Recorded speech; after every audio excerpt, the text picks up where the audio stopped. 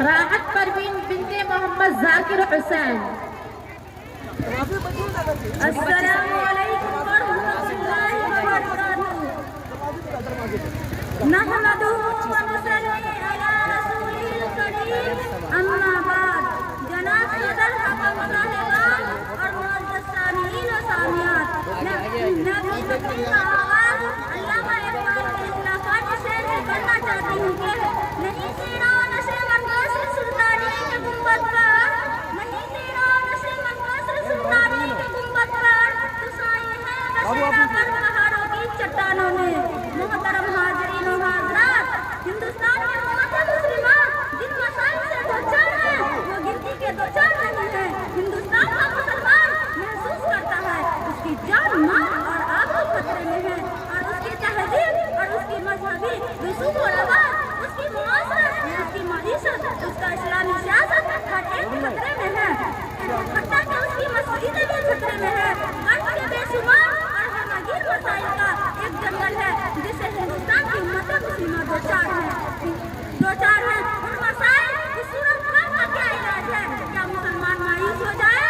کیا مسلمان دل توڑ لے؟ کیا مسلمان غیر مسلموں میں جم ہونا گوارا کر لے؟ یا کیا کرے؟ میرے نزدیک اس روگ کا علاج ایک اور صرف ایک ہے، اور وہ یہ ہے کہ آپ اپنے کو پہچان لیں، اپنی حیثیت اور اپنی پوزیشن کو جان لیں، اپنے نسل مقام الدین کو اپنا لیں، اختیار کر لیں.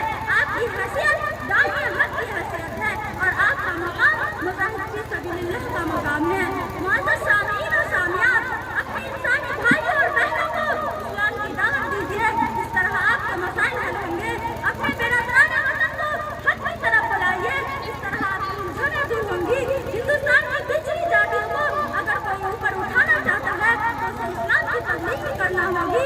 دین کا نسخہ ذکر استعمال کرنا ہوگا. قرآن کے نسخہ کیمیا کے ذریعے امراض قلب ذہن، امراض فکر خیال، امراض اخلاق و کردار، امراض زندگی کا علاج کرنا ہوگا. میری پیاری بہنوں اور بھائیوں، اٹھو اور اٹھ کر اسلام کی فکر عام کرو، اسلامی نظریات کو فروغ دو اور زندگیوں کو اسلامی سانچے میں ڈھالنے کی فکر اور کوشش کرو.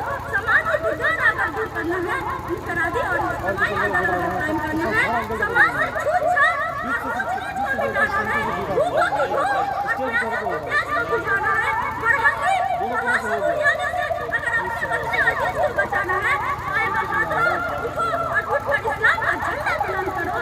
اللہ کے رسول پر ایمان رکھنے والوں تو اٹھو، اٹھ کر اسلام کی دعوت عام کرو.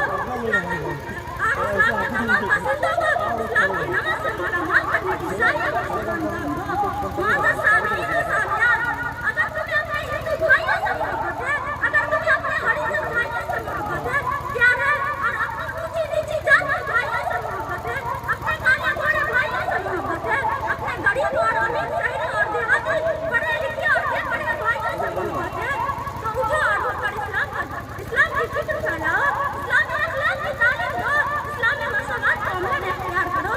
اسلامی اور نجی اور انفرادی زندگی سے لے کر تہذیب و تمدن اور اجتماعی زندگی کے واسطے میدانوں تک پر اسلام پر عمل کر کے نہ صرف اپنے قول اور اپنی تحریر و تقریر سے، اپنے لٹریچر اور اپنے پلیٹ فارم سے اور تمام ذرائع ابلاغ سے کام لے کر شہادت حق کا حق ادا کرو، بلکہ اپنے انفرادی و اجتماعی عادت سے بھی اجتماعی عادت شامل کرو. اس طرح انشاءاللہ نہ صرف ملک عزیز اکثریت کے مسائل ہوں گے، اس طرح بلکہ دنیا کے مسائل ہونے کی راہ ہموار ہوگی، اور دنیا کے بعد آنے والی زندگی میں بھی فلاح و بہبود سے ہم کناری نصیب ہوگی.